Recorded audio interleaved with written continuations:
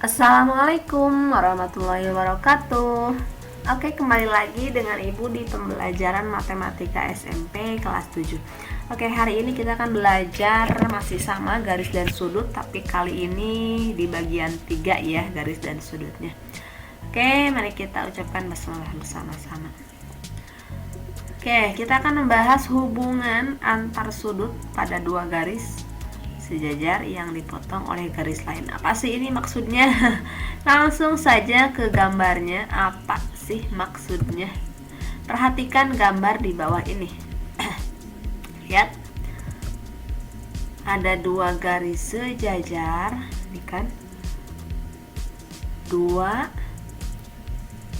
garis sejajar. Ini kan dua garis sejajar ya, yang dipotong oleh garis lain. Nah, ini adalah garis lain itu sendiri.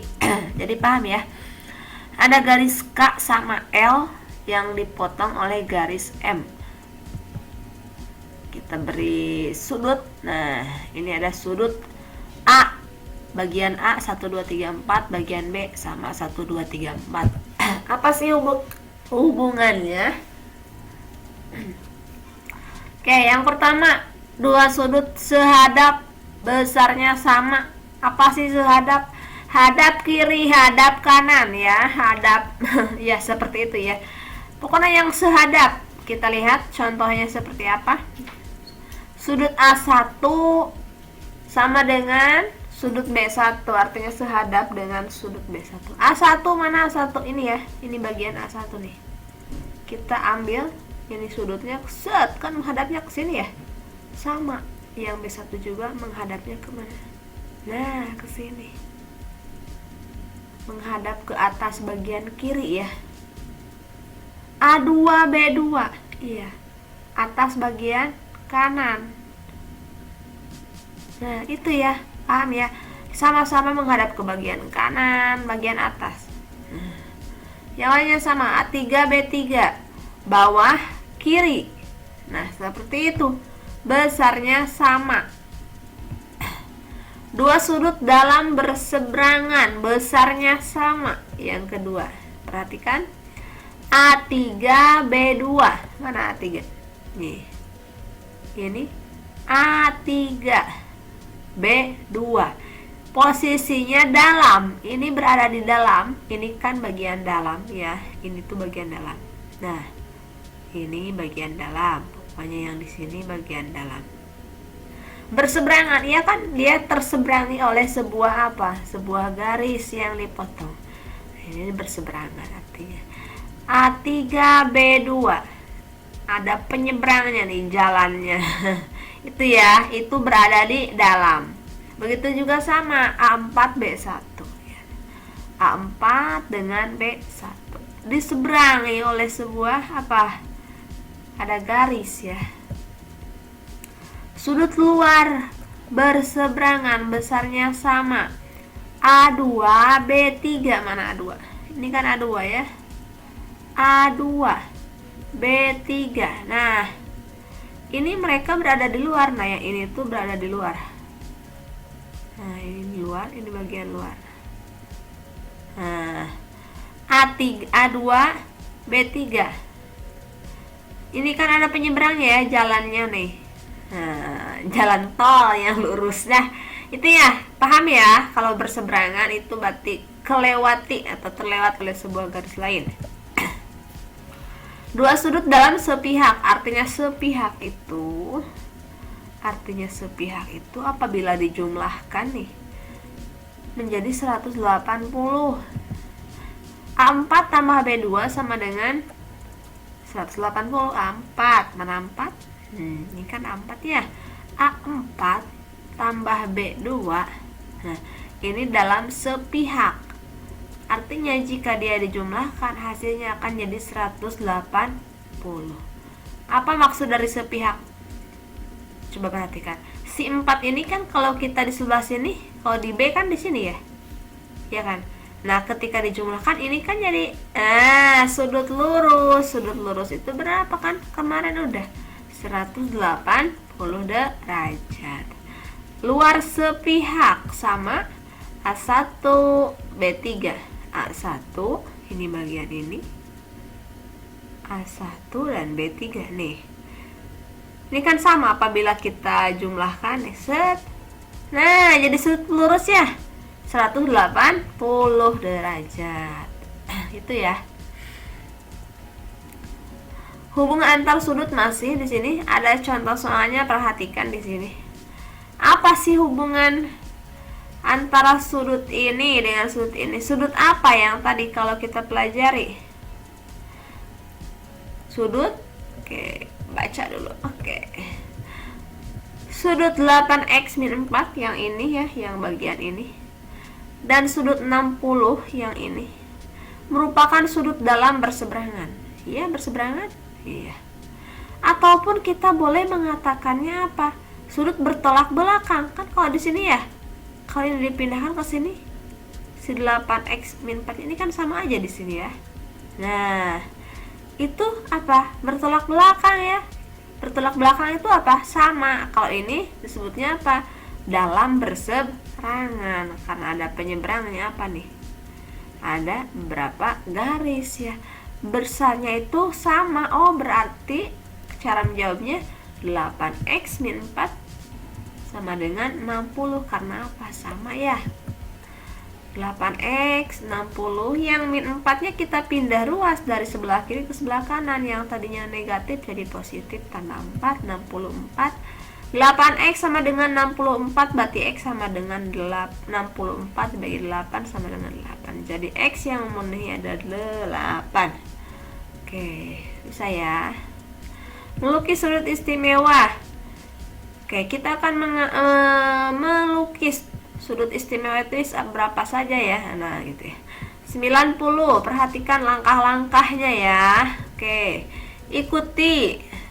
Nanti kita coba dites. Buatlah garis G yang melalui titik A. Ini garis G melalui titik A-nya ini ya. Nah, dari titik A buat busur dengan ukuran tertentu yang memotong garis G. Memotong garis G di titik B dan C.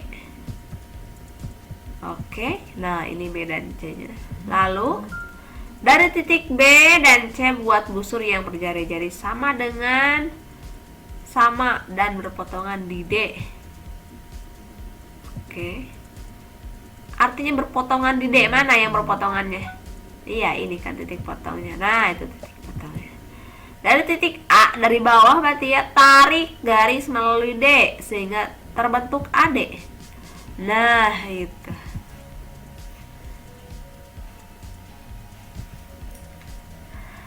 Selanjutnya yang tadi 90, sekarang yang 60. Berikut langkah-langkahnya. Buatlah garis G yang melalui titik A. Oke, garis G yang melalui titik A sama.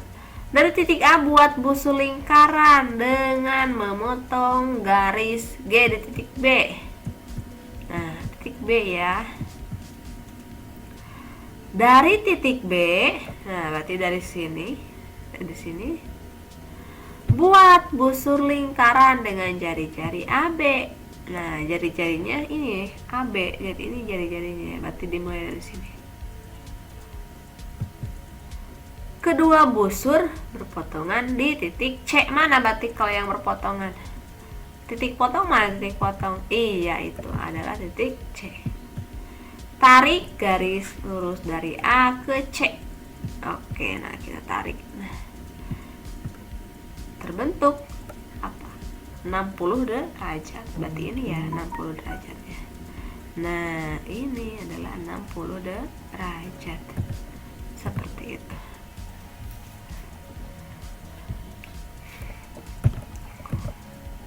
Membagi sudut menjadi dua bagian sama besar. Berikut langkah-langkahnya.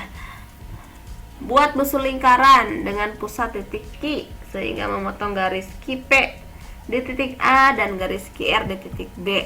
Oke. Perhatikan. Nah, titik A-nya ya, di titik B-nya. Dengan jari-jari yang sama, masing-masing buatlah busur lingkaran dengan pusat A dan pusatnya B. Nah, itu adalah pusat A dan pusat B-nya. Maka terbentuklah perpotongan titik ya, perpotongan titik C. Lalu apa? Hubungkan dari Q ke C. Nah, jadilah ini membagi yang sama besar. Oke, ada jurus gitu, silakan untuk dikerjakan. Diketahui sudut A, sudut B. Jika A dan B saling berpenyiku, maka besar A. Nah, kalian tahu kan gambarnya seperti apa sudut berpenyiku? Nah, gitu. Nah, ininya sudut A-nya 4x min 13. Yang ini berarti 3x tambah 5. Karena berpenyiku itu berapa jumlah kan? Jadi 90 ya. Nah, jadi 90. Lalu apa? 4x tambah 3x sama dengan 7x. 13 negatif 13. Nah, negatif 13 tambah 5 berapa? Negatif 8. Ini kan negatif 8 di sini ya, negatif 8. Mohon maaf ini langkahnya kurang, negatif 8. Pindah ruas ke sebelah kanan jadi positif 8. 7x sama dengan 90 tambah 8, 98 per 7 sama dengan 14. Jadi nilai x nya adalah 14. Yang ditanyakan apa? Sudut B. Sudut B itu mana? Ini ya, 3x tambah 5. X nya kita ganti sama 14, berarti 3 kali 14 tambah 5 sama dengan 47. Nah, hasilnya jadi 47 derajat.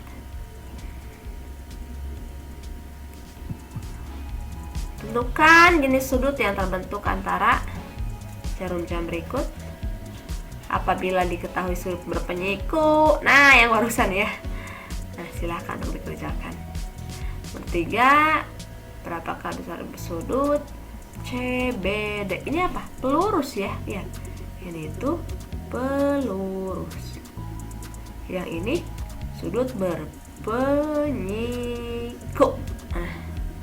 Kalau yang ini 90 derajat, kalau yang ini berapa? 180 derajat sama dengannya.